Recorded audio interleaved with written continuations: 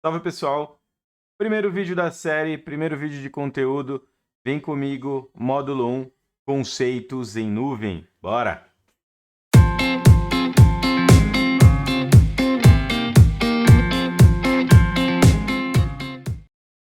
Boa! Bora! Bora de conteúdo, né? Vamos começar falando de conceitos em nuvem.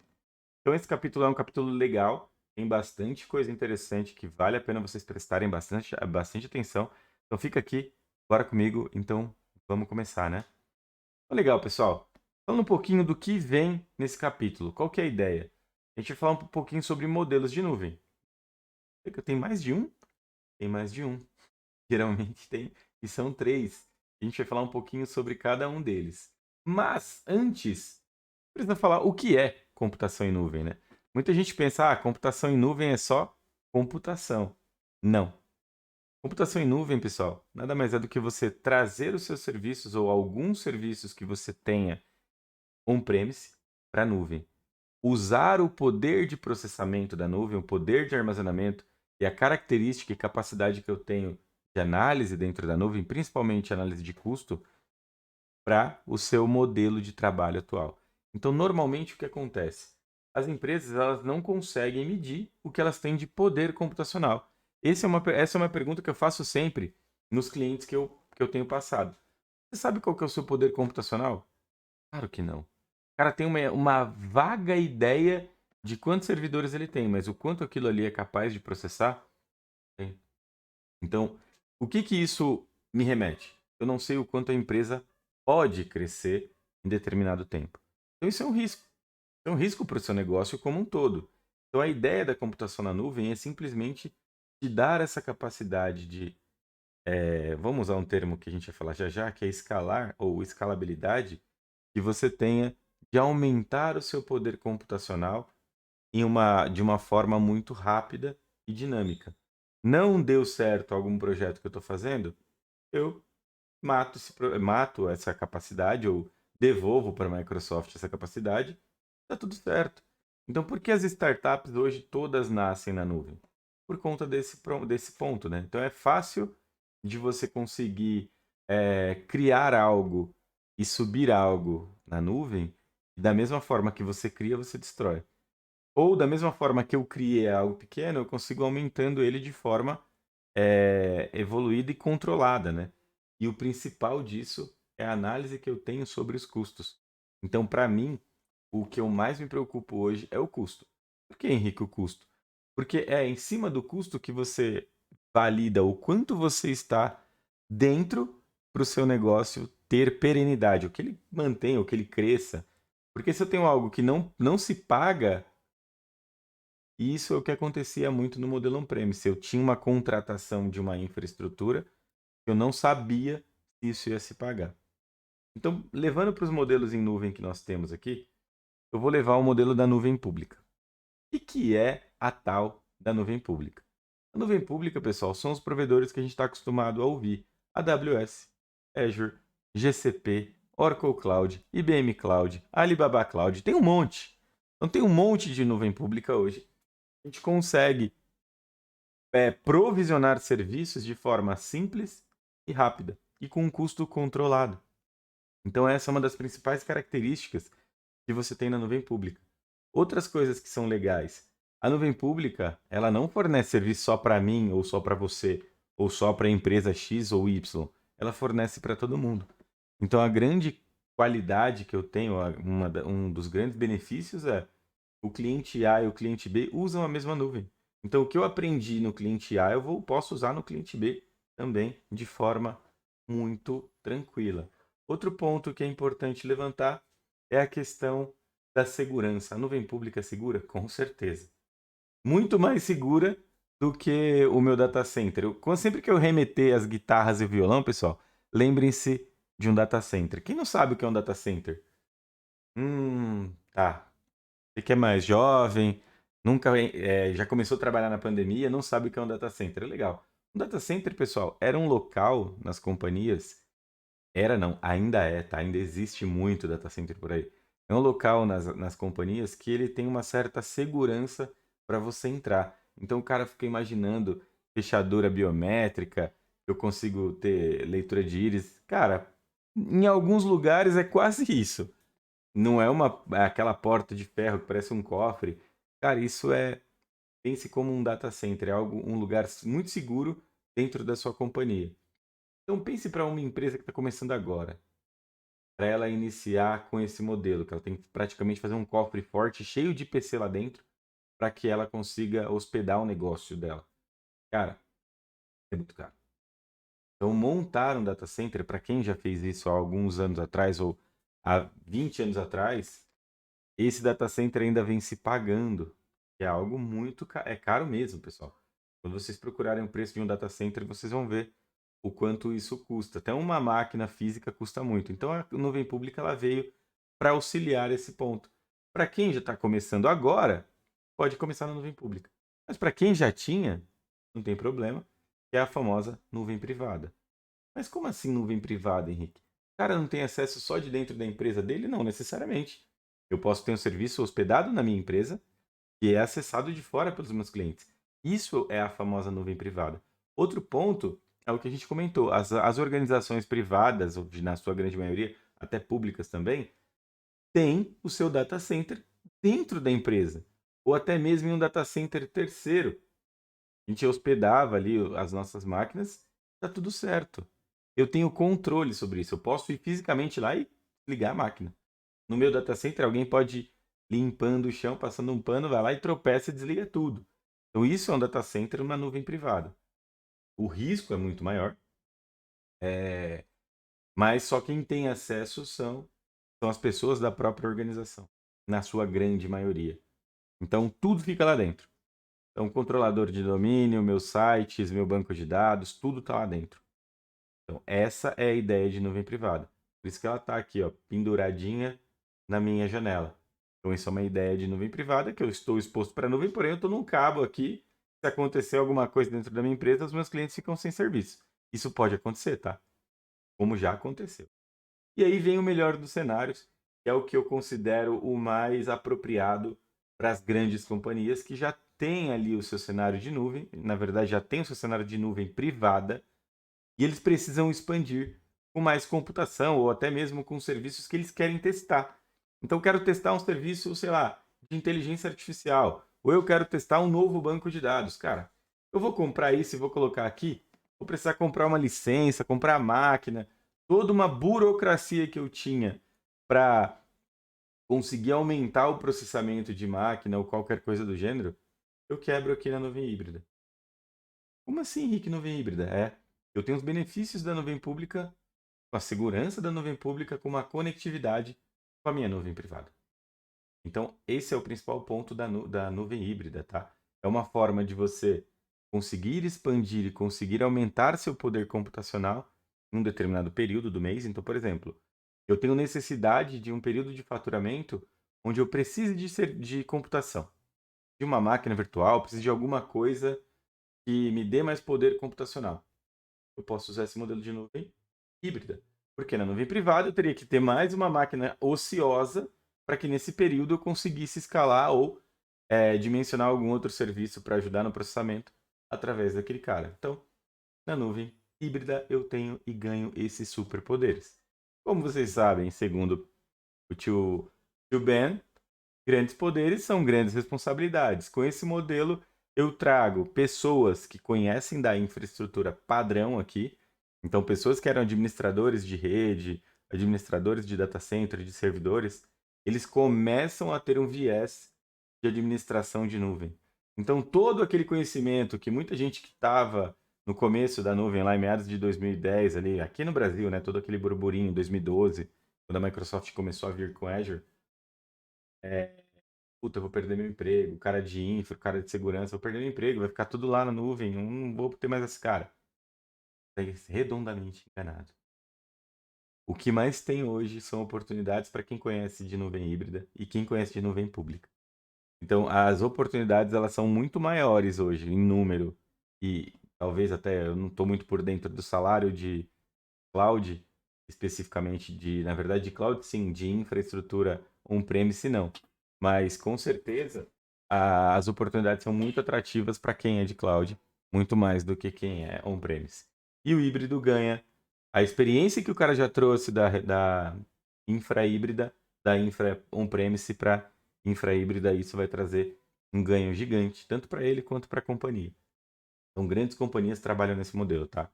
Eu trabalhei em algumas e confirmo para vocês, isso é verdade. É verdade esse bilhete. Legal. Então, uma vez que vocês já conhecem nuvem pública, nuvem privada e nuvem híbrida, a gente vai ver uma comparação básica entre elas. Então, por exemplo, quando eu falo de nuvem pública, nenhuma despesa nela é de capital. Hã? Como assim despesa de capital? Quando eu falo de despesa de capital, lembre-se que é aquisição. Eu não preciso comprar nada. Eu simplesmente uso os serviços. Quando você pensa em nuvem pública, lembra do modelo de aluguel de carro. Você não precisa pagar IPVA, você não precisa lavar sim, né? Se você ficar com o carro, você precisa lavar. Mas eu não preciso pagar IPVA, não preciso pagar trocar pneu, pagar seguro, nada disso. Aconteceu alguma coisa, eu levo lá e tá tudo bem. Pego outro. Então, na nuvem pública é quase isso. Você tem uma máquina virtual, você não quer mais usar, você vai lá, desprovisiona ela, limpa tudo. Tudo bem, pagou até aqui.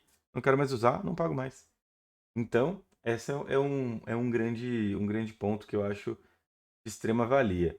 Outro ponto que eu acho bem legal é a ideia de escalar, né? O que você pensa em escalar? Eu olho para cima, escalar o Everest, escalar o pico da bandeira, do Jalapão. Escalar, olhar para cima. Então, eu estou escalando alguma coisa. Pode ser escalar tanto vertical quanto horizontal. Você pode escalar nas duas formas. Mas a escalada vertical é a mais comum, que, por exemplo, hoje eu estou vendendo 1.000, amanhã eu estou vendendo 10.000. Cara, não é o mesmo processamento. São no mínimo 10 vezes maiores, né? É 10 vezes mais. Então talvez o meu software precise ser redimensionado ou refatorado. Redimensionado talvez seja mais rápido. Escalo, beleza? A ideia do desprovisionar e provisionar. Provisionar eu explico na DP900, mas quem não sabe provisionar é a mesma coisa que providenciar. Então, providencia algo aí para mim. Providencia um recurso, cria um recurso. Então, a parte de provisionar é essa ideia de criar. Então, desprovisionar é o contrário, né? O desprovisionar. Eu provisionei e desprovisionei. E você só paga pelo que você usa. Então, isso é o melhor dos mundos. Pense que se você for no restaurante por quilo, você vai pagar o que você comer. Então, é isso. Essa é a ideia da nuvem pública. A privada, o hardware eu preciso comprar. E quem já trabalhou em empresa e lá nos primórdios da Black Friday teve problema de tamanho de hardware, sabe o que eu estou dizendo? Porque eu precisava aumentar a capacidade de memória, então na Black Friday eu tinha que ir lá fazer uma ligação 2 semanas antes para pedir para aumentar a memória da, das máquinas onde rodavam os serviços, para que eles aumentassem as memórias das máquinas, para que a gente conseguisse atender as demandas da Black Friday. Olha que legal. Se fosse na nuvem pública, eu poderia criar uma regra para fazer isso. Podia criar uma regra para fazer esse dimensionamento para mim e resolvia o meu problema. Outro ponto. O hardware, uma vez comprado, é seu. Olha que legal. É seu. Imagina para a empresa comprar um servidor de R$ 1 milhão que daqui 3 anos vale 500 ou até menos. Vocês sabem do que eu estou falando. Quem trabalha com tecnologia sabe o quanto desvaloriza a parte de hardware físico, né? Então tem tudo isso também, né? Outro ponto, todo o controle, desde a limpeza, manutenção, energia, tudo é meu custo quando eu falo de nuvem privada. Toda a responsabilidade é minha. Então a manutenção do hardware, se queimou, eu venho e troco. Então todo esse problema, quem carrega, sou eu. Eu que tenho que manter isso funcionando. Já na nuvem híbrida, ela te oferece flexibilidade. Você continua tendo os problemas da nuvem privada, ou a facilidade também de algumas coisas, mas você tem ali a capacidade de aumentar e criar e se desenvolver em projetos, arriscar em outros projetos de uma maneira mais simples e rápida, né? Outro ponto que as organizações estão se preocupando muito é com os requisitos de segurança e conformidade. Então, por exemplo, vazamento de dado, esse tipo de coisa, já tem um monte de contrato que cobre esses problemas dentro da Microsoft, tá? Então, ela já tem uma série de normas que ela valida em cima disso. Legal. Outro ponto que nós temos, considerações e benefícios da nuvem. Alguns pontos aqui que eu quero exemplificar com vocês que são bem legais e bem importantes. Vamos lá. Primeiro deles, alta disponibilidade. Galera, quando a gente fala de alta disponibilidade, eu uso o termo SLA. Ou seja, o que é SLA? Service Level Agreement. Ou o meu nível de serviço. Mas o que isso quer dizer? Nada mais é, pessoal, é o tempo de disponibilidade que você tem daquele recurso. Quando eu assino ou quando eu contrato o serviço da Microsoft dentro do Azure, ela me garante um número. Que é esse número? É o SLA, que é o tempo que o meu serviço está disponível. Quer dizer que o meu serviço pode não estar disponível? Isso é um absurdo. Não, não é. Isso é comum em todo e qualquer contrato que você faça de hospedagem ou de colocation, quer colocar o seu software, o seu hardware em um determinado local, você tem a disponibilidade controlada. O que não pode acontecer é que fique mais do que você tem contratado. Então você tem direito a algum dinheirinho de multa. Mas essa é a grande sacada da nuvem também, é você garantir ali que o seu usuário tem uma experiência contínua no uso do seu serviço. Então isso é alta disponibilidade. Já o outro termo, que é escalabilidade. A escalabilidade, pessoal, ela pode ser tanto horizontal quanto vertical. É, sim. E qual que é a ideia da escalabilidade? A escalabilidade, pessoal, nada mais é do que um recurso que, durante um determinado pico, eu quero tanto ou esticar ou aumentar a capacidade do meu software ou do meu recurso como um todo. Numa Black Friday, numa Dia das Mães, numa promoção, em uma propaganda que eu fiz em um canal de TV ou com algum Instagrammer famoso, o meu produto vai ser bombardeado, então eu preciso me preparar para aquele momento. Então eu consigo configurar ali no lado da elasticidade esse ponto, tanto escalabilidade quanto elasticidade, são caras que andam em paralelo, que a gente vai falar um pouquinho sobre o outro também. A ideia da elasticidade é totalmente essa, né? Eu posso configurar para que ele estique durante um período e depois ele volta ao normal. Então a ideia, quando você fala elástico, se você solta, ele volta ao normal, né? Então eu crio uma regra onde eu configuro para que ele, durante um período, ele tenha uma elasticidade e depois ele volte para o seu tamanho normal.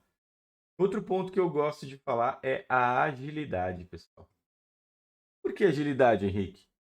Porque a agilidade, pessoal, imagina para você criar uma máquina hoje, a burocracia que é na empresa que você trabalha. Pensa aí. 2 dias, um dia, algumas horas. Algumas horas é. Precisa abrir um ticket, alguém precisa olhar esse ticket. Se você tem uma possibilidade de uma assinatura em uma rede, uma cloud pública, com uma segurança de uma cloud híbrida, por exemplo, você pode entrar no servidor, dimensionar sua máquina. E eu, como administrador, posso configurar quais são os tipos de máquina e os tamanhos que você, no seu perfil, pode criar. E você pode criar. Ninguém tem alguma restrição com isso. E você pode fazer isso de forma muito, muito rápida. Outro ponto legal também é o alcance global, né? Então pense o seguinte, dentro de uma ideia de geográfica, né? Pensando que a sua empresa ou o seu negócio pode expandir para um outro país, ou para a América Latina, ou para a América do Norte, sei lá, você gostaria de escalar os seus serviços globalmente. Imagina, antigamente eu precisava procurar um provedor para subir isso lá no outro. Cara, esquece. Posso fazer tudo daqui, configurar, deixar tudo disponível para qualquer um dos países que a gente tem, que eu vou mostrar para vocês já já. O que mais? Capacidade de latência do cliente. Então, isso aqui eu consigo trabalhar também. Gerenciar a capacidade que eu tenho de latência, o quanto o meu cliente tem de tempo de resposta. Isso eu consigo medir e melhorar, óbvio. Então, tudo aquilo que consegue ser medido, consegue ser melhorado? Hoje na sua infra on-premise ou na sua rede, na sua nuvem privada, você consegue medir isso de forma fácil? Acredito. Considerações sobre o custo preditivo. Eu consigo saber dia após dia, se eu mantiver o meu padrão, quanto que isso vai me custar no final de um período, no final de 30, de 60 dias. Então fica fácil de você fazer uma previsibilidade do seu negócio. Então isso é um ponto de muita importância. Outro ponto que eu acho relevante, que muita gente confunde, recuperação de desastre com alta disponibilidade. Cara, recuperação de desastre é simplesmente você aproveitar os seus serviços que você tem de backup na nuvem, né? Como por exemplo um banco de dados, conseguir distribuir com a sua alcance global em uma outra área de forma muito rápida. Então, por exemplo, deu um problema na Rússia agora, que está tendo guerra, você quer tirar alguma coisa de lá, qualquer receio que você tenha, você pode fazer uma recuperação que é um desastre, não deixa de ser, e mover isso para algum outro data center na Europa. Então isso é um ponto que, no meu ponto de vista, atende e ajuda muito no nosso dia a dia.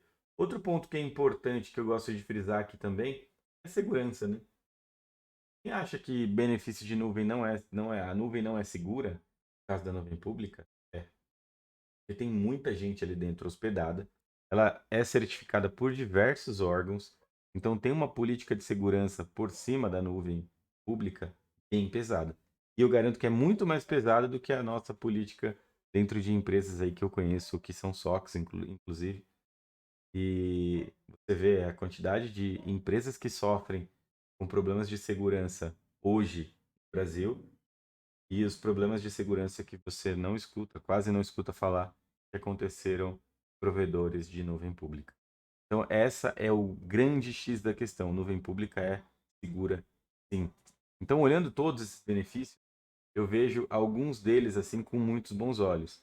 Escalabilidade para mim e elasticidade são os dois que no meu ramo de atuação, que é mais voltada para software e arquitetura, faz muito sentido.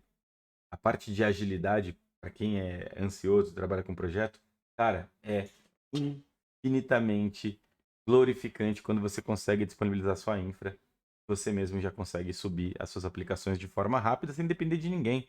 Então, para eu colocar isso em homologação, não depende de ninguém hoje em dia. Eu já consigo criar tudo e disponibilizar de forma bem rápida. Legal. Levando um outro ponto que é importante aqui para vocês, que é o dinheiro. Henrique, dinheiro? CAPEX e OPEX? Trem é esse? Que raio é isso? Cara, o CAPEX é o que eu comentei com vocês, é despesa de capital. O que é uma despesa de capital? É tudo aquilo que você adquire. Todo bem que você adquire.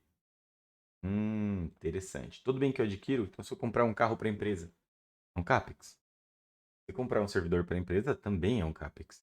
Então, normalmente, quando você escuta orçamento, orçamento, orçamento na linha da diretoria, eles estão preocupados com o quê? Com o CAPEX. Porque eles precisam definir, aí isso impacta um monte de crescimento da empresa, então eu preciso ter um CAPEX provisionado para infra, para projeto, para tudo isso eu preciso ter um CAPEX. Quando entra cloud, eu não olho nada como CAPEX. Cloud é tudo OPEX. São despesas operacionais. É tudo aquilo que você paga no mês a mês. Aluguel, combustível, alimentação, se a gente for levar para a vida real, tá? Então a diferença do CAPEX, que é o dinheirão, e o OPEX, que é o dinheirinho fracionado mês a mês. Então, se você pensa que um projeto de 5 anos, poxa, a infra desse cara ia ser paga de uma vez. Eu posso pagar ele durante esses 5 anos, durante 3 anos do tempo do projeto, eu vou pagando mês a mês e vai sendo diluído num processo que acaba ficando mais barato? Não. Mas você prefere gastar 1 milhão de uma vez ou 1 milhão em 10 anos? Eu prefiro gastar 1 milhão em 10 anos.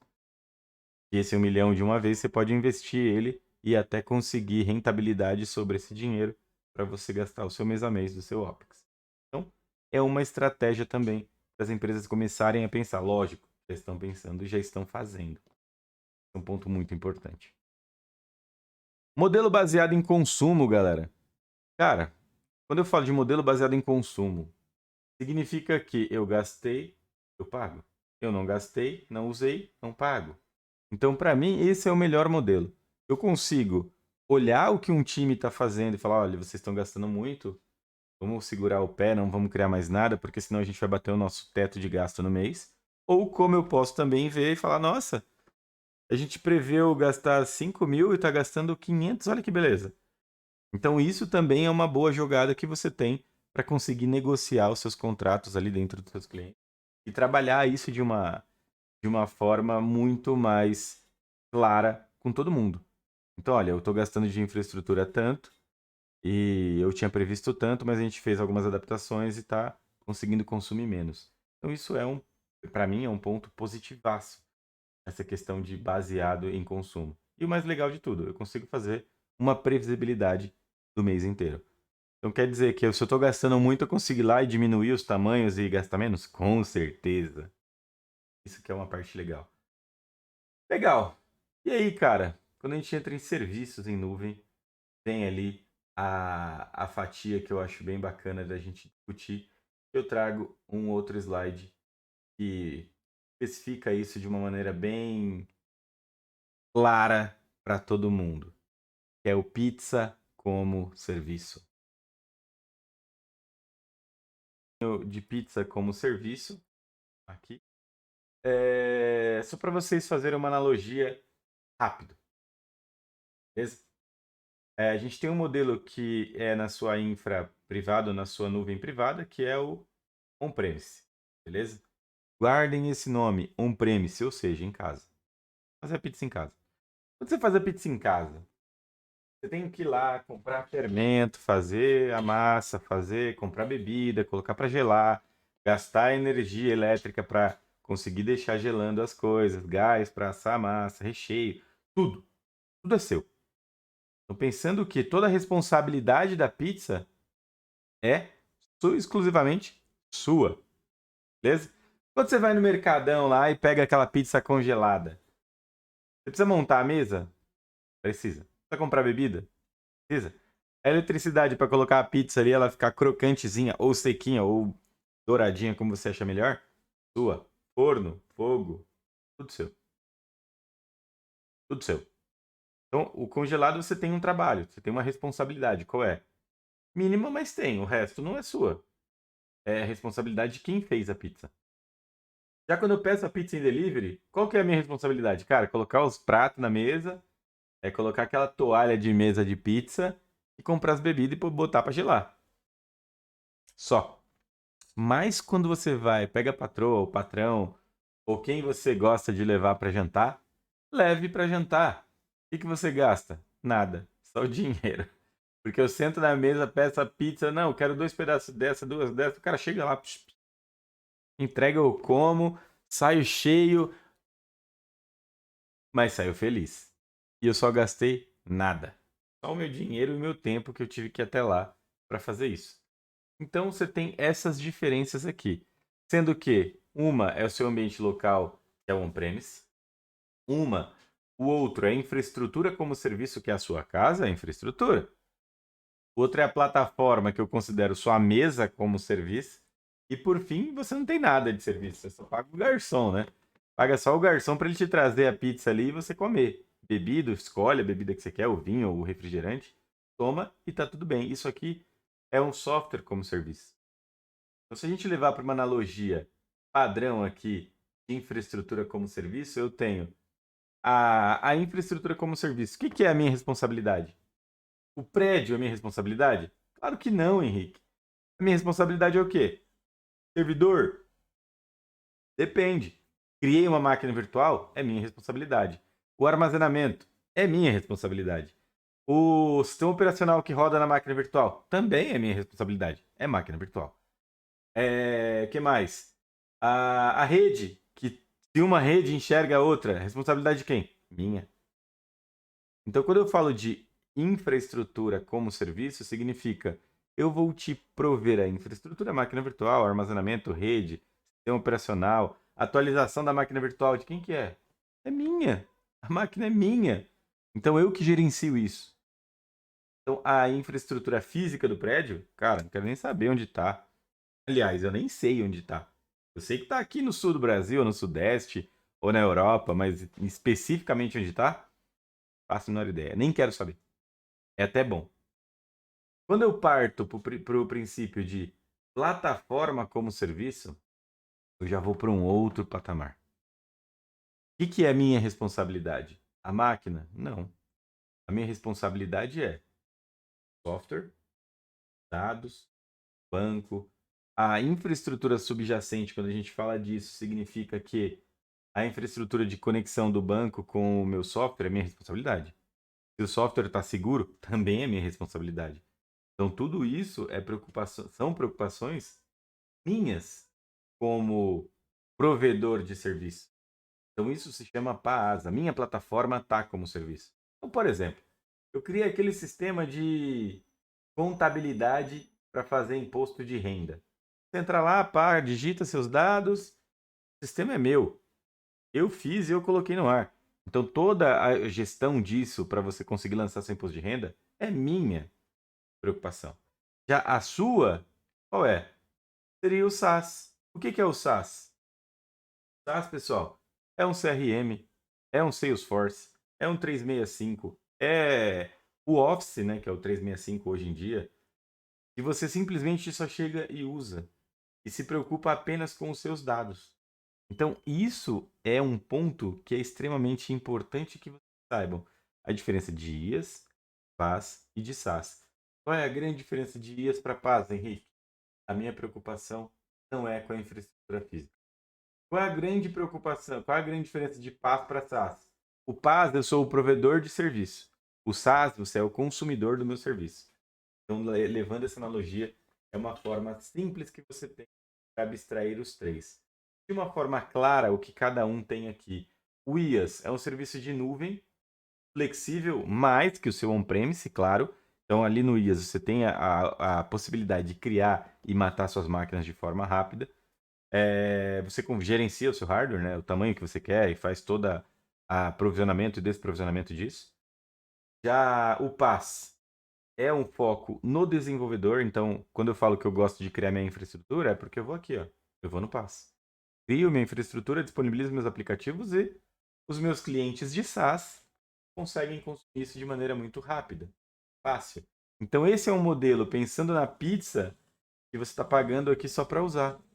Paguei, usei, consumi, já era. Tchau. Eu vou ficar pagando isso daqui? Eu não. Estou consumindo ali, por exemplo, eu quero fazer uma campanha e contratei um CRM para enviar a minha campanha. Contratei algum provedor de serviço para enviar minha campanha de marketing. Enviei a campanha, já era, eu não faço mais nada. O PaaS não, o PaaS eu tenho que ficar mantendo aquele software rodando, né? No IaaS muito mais, eu tenho muito mais trabalho operacional ali do que eu tenho no PaaS. E aqui, pessoal, de forma resumida também, a gente traz o modelo da pizza para o modelo dos provedores de serviço ou do tipo de serviço que você tem na nuvem. A sua infra local, que é na sua casa, você tem todas as atribuições. Na infra como serviço, quem é responsável da Microsoft? Computação, rede e armazenamento. Só, o resto é tudo seu. Quando eu tenho aqui no PaaS, cara, aplicativo e dado. Vocês percebam que em todas as camadas o dado e o acesso é sua responsabilidade? Mas é claro! Dentro de um SaaS, por exemplo, eu só acesso o seu software.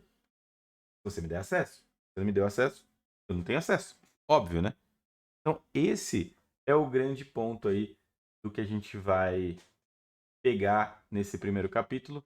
Então, nesse primeiro capítulo, eu quero que vocês gravem bem a diferença entre IaaS, PaaS, SaaS e on-premise. Porque isso cai bastante na prova. Beleza? Temos mais um pontinho aqui, que é a computação sem servidor, só que não.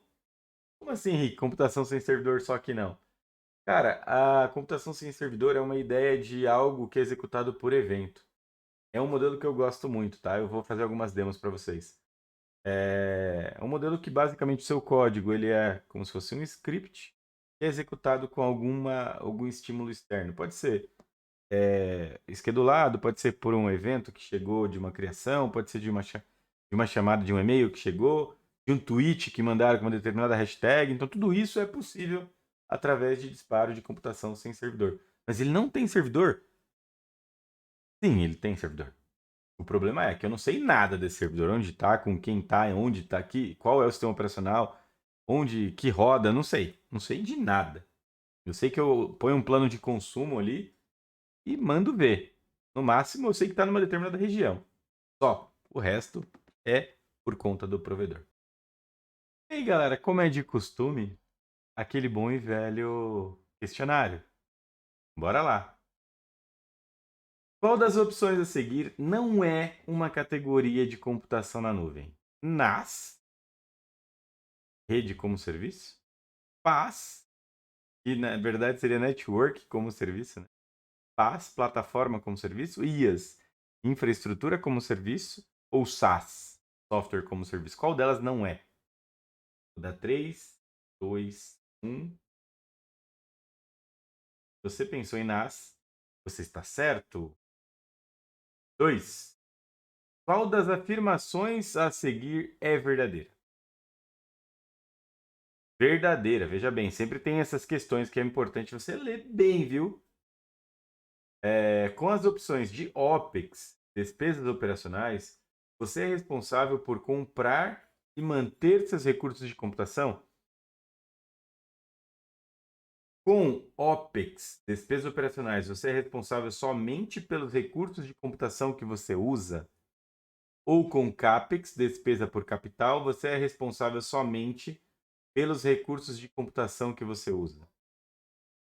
O que vocês acham? Dou-lhe uma, dou-lhe duas, dou-lhe três. Eu diria que está certa a resposta alternativa B.